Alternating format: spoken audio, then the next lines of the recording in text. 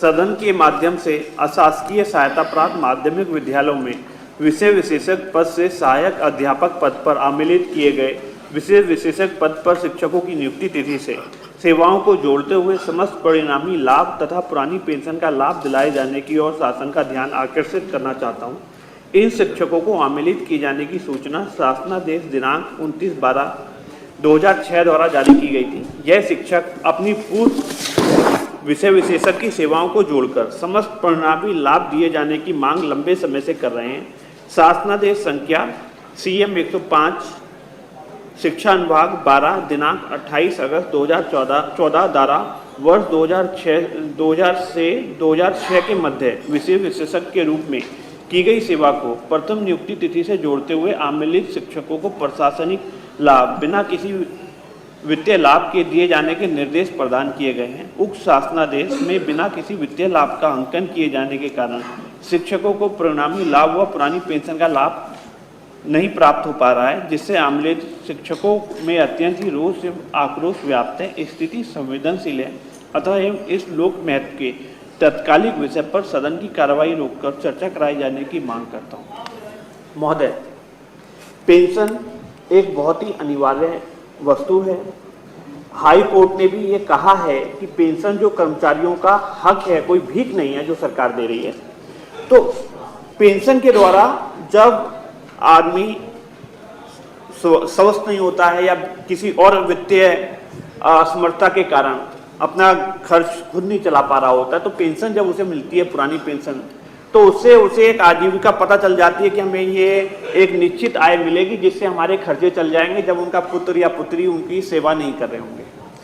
परंतु जो नई पेंशन व्यवस्था है, इसके तहत कर्मचारी को पता ही नहीं होता कि उसे मिलेगा क्या, क्योंकि जो राज्यांश है और जो कर्मचारी का अंश है वो डिविडेंड और जो शेयर मार्केट है उस पे होता है।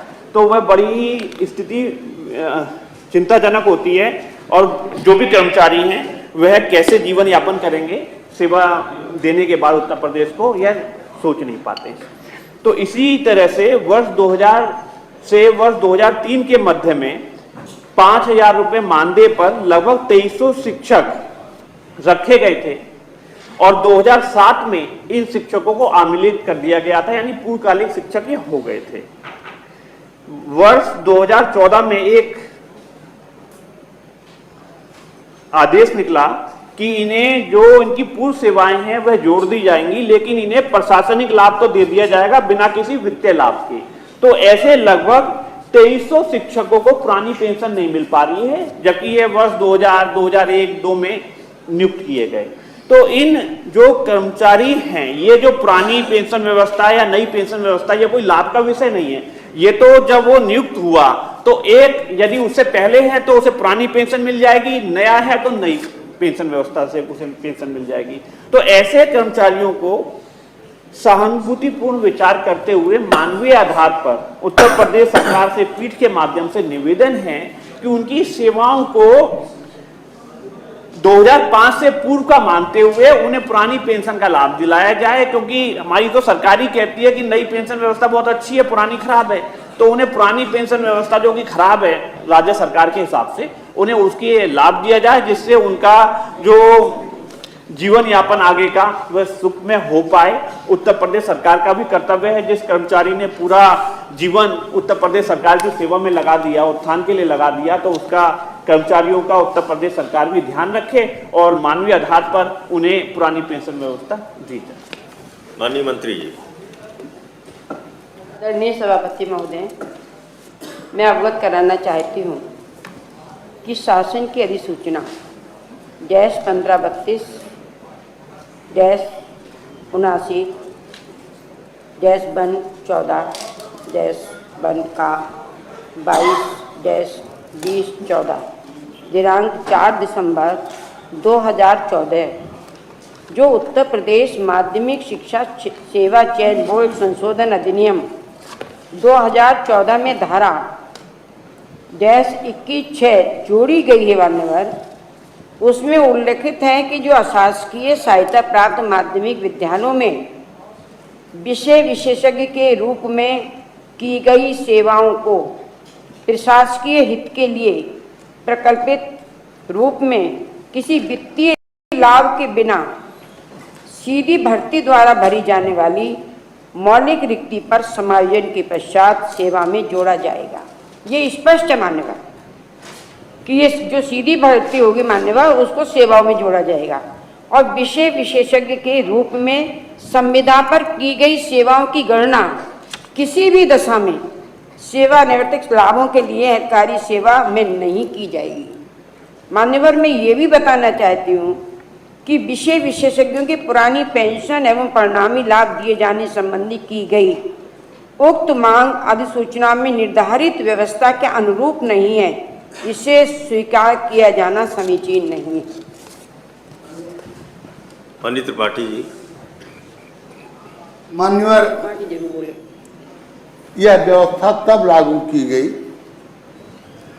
जब त्रिपाठी जी सीमित बोलिए। एक मिनट आपको हम सीमित बोलिए। आपसे पूरे हाथ के साथ नोटिस नहीं है, लेकिन तो आपसे कोई नहीं है, लेकिन ये शिक्षकों से संबंधित विषय है तो उसी से मान्यवर कहीं आना। तो आप बोल रहे हैं, बोलने दिया जा रहा है, अगर मैं खड़ा होता तो वो भी बंद। अरे क्यों नहीं, आप अभी बोले नहीं हैं, आप अभी बोले नहीं हैं।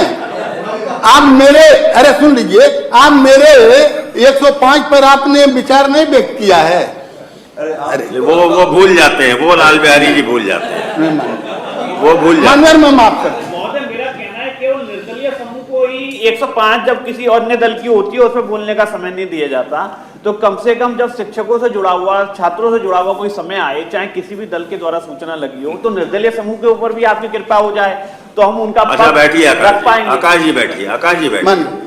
यह ऐसी बोलिए जो जनहित की हो, मतलब जनहित में अगर किसी को बुला दिया गया तो आपको अच्छा नहीं लग रहा है, वो ऐसे ये क्यों प्रकट हो रहा है? आपके बोलने से ये प्रकट क्यों हो रहा है कि जनहित के विषय पर किसी को बोलने का मौका ना दिया जाए? मानवर, जब इस प्रदेश में शिक्षकों की कमी थी और चयन बोर्ड काम नहीं कर रहा था, तो इसी भारतीय जनता पार्टी की सरकार थी, बाबूजी मुख्यमंत्री थे, उन्हीं के द्वारा यह निर्णय लिया गया कि मानदेय व्यवस्था की विशेष विशेषज्ञों की व्यवस्था की जाती है और उनको सरकारी खजाने से 5,000 रुपया मानदेय दिया जाएगा। एल्टीग्रेड में प्रवक्ता में मान्यवर वह अपना काम करते रहे। एक और उदारवादी सरकार आई उस समय 2007 में, उसको समायोजित कर दिया। अरे भाई, आपकी ओर हाथ कर रहे हैं, नाम ले रहे हैं। अरे तो माननीय, जिधर हाथ कर रहे हैं उधर आप नहीं है क्या? नहीं, अरे कब कमाल है। मैं उदारवादी भी कह रहा हूँ, बात कर रहे हैं उधर आप ना हो तो फिर नहीं, मैं उदारवादी भी कह रहा हूँ, करने को आपकी ओर कह रहा हूँ। नहीं तो उसको समायोजित कर दिया, वह पूर्णकालिक शिक्षक हो गए, पद के प्रतिनियुक्त हो। मेरा यह कहना है मान्यवर कि सरकारी खजाने से वह भी वेतन पाए। अब हम माननीय मंत्री जी को इनके अधिकारियों ने कौन सी सलाह दे दिया कि पेंशन पाना वित्तीय अधिकार लाभ है? वित्तीय लाभ क्या है? वो तो जीने का सहारा है, अपने जीवन भर की गई कमाई का एक सेवानिवृत्ति के बाद एक उपहार है। मान्यवर, यह मैं कह कि जो माननीय जितेंद्र कुमार जी के द्वारा जो शासनादेश जारी हुआ, जिसका उल्लेख हुआ, उसमें एक और हुआ जब चयन बोर्ड के एक माननीय सदस्य ने पूरा विनिमित कर दिया, तो उन्होंने कहा कि यह निरस्त किया जाता है और इस पर जो है फिर आगे मार्गदर्शी आदेश जारी किए जाएंगे। उस मार्गदर्शी आदेश के अंतर्गत यह आदेश जारी हुआ। अब इसमें हम नहीं समझते हैं कि जो पहले भी आपके सरकारी खजाने से, ट्रेजरी से पैसा वेतन प्राप्त करता था और 2007 में पूरा वेतन प्राप्त करने लगा, तो उसको पुरानी पेंशन से जो 2005 के पहले की सेवा है उसको सरकारी योग पेंशन योग सेवा मानते हुए उसको जो है उनको पेंशन की सुविधा इन विषय विशेषज्ञों को जरूर दिया जाए। मान्यवर, इससे बड़ा वो है क्योंकि इसी पार्टी के द्वारा विषय विशेषज्ञ हैं। माननीय मंत्री जी,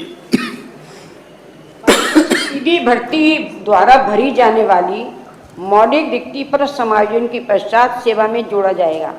आप बता रहे हैं विषय विशेषज्ञों के लिए, उसमें मान्यवर कहीं पर भी ये व्यवस्था नहीं है अधिसूचना में निर्धारित, 105 कहीं सूचना ये उसके अनुरूप नहीं है, इसलिए इसको स्वीकार किया जाना समीचीन नहीं है।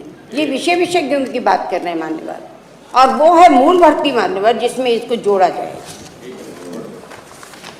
ठीक है, तो उनकी हुई, हो गया तो बाकी में से 2002 में मूल भर्ती हुई मान्यवर उनकी, 5000 मानदेय सरकार के तिजोरी से वह वेतन प्राप्त कर रहे थे, उनको पूर्णकालिक किया गया 2007 में समायोजित करके। मैं कह रहा हूं कि आपके ही द्वारा वह आरोपित वह विषय विशेषज्ञ हैं, और आज उसमें आपके अधिकारी न मालूम क्या अर्थ निकालते हैं। बाकी आप ही कह रहे हैं कि पहले 5000 मानदेय पाते थे, अब जब से वो सम्मिलित हो गए तब वेतन पा रहे हैं। वेतन पा रहे हैं, आप ही कह रहे हैं, हम आप कह रहे हैं शुरू में मानदेय पाते थे, वो पाते थे। मेरा यही कहना है कि वह पाते थे, सरकारी खजाने से पाते थे, उनको वह सेवा प्रिंसिपल बनने के लिए तो सेवा जोड़ी जाएगी, ठीक है, और प्रिंसिपल, और उसके बाद पेंशन के लिए नहीं जोड़ी जाएगी। मानिए इस पर उदारता करिए, आप प्रधानाचार्य नहीं है, इस पर विचार करिए। आप बैठिए, कार्य स्थगन अस्वीकार और सरकार को आवश्यक कार्रवाई है संदर्भित।